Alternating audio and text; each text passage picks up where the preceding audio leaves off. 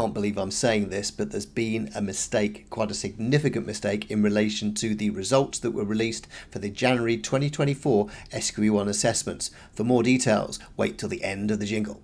If you wanna be solicitors, why don't you come and visit us at SQETV? Well, firstly, let's explain what happened in terms of the error that was made. Kaplan, who are the assessment provider nominated by the SRA to set the SQE, they were sitting on data of scores out of 180 for each of the FLK papers, FLK1 and FLK2. Remember, there's 180 questions on each paper.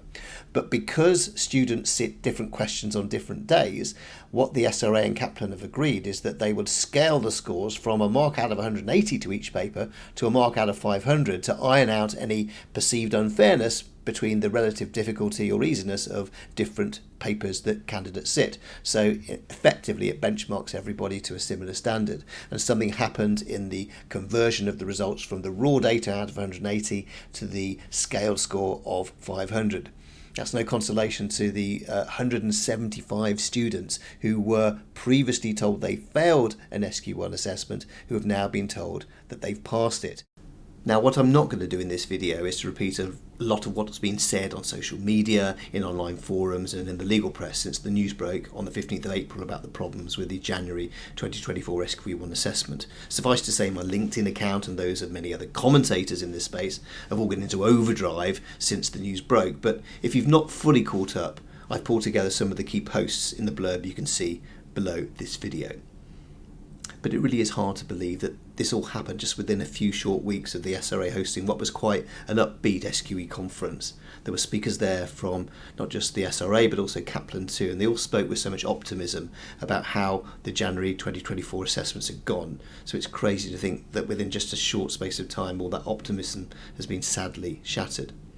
There's been much talk about the £250 gesture offered by Kaplan to those 175 candidates, that it'll be a drop in the ocean, which of course it will be to the losses that many of them have suffered.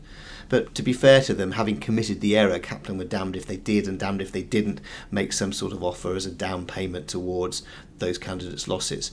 And just to remind you, if you're one of those candidates, you've been invited to submit details of your additional losses to the following email address, so please make sure you make a note of it.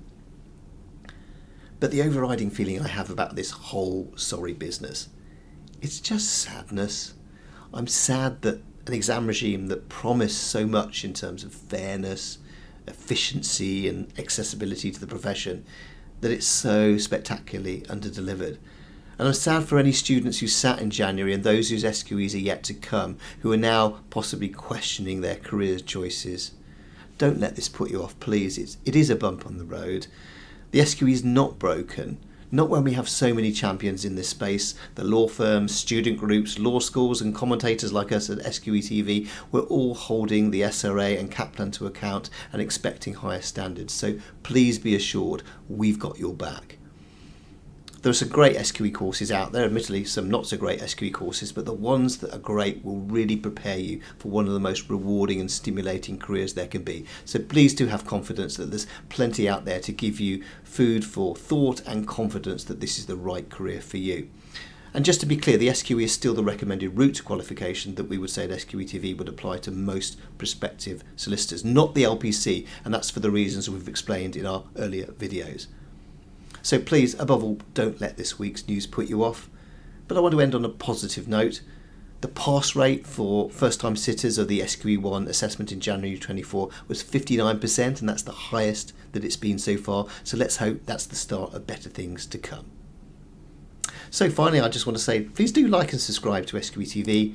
Stay happy, my friends. And until next time, cue the jingle. If you wanna be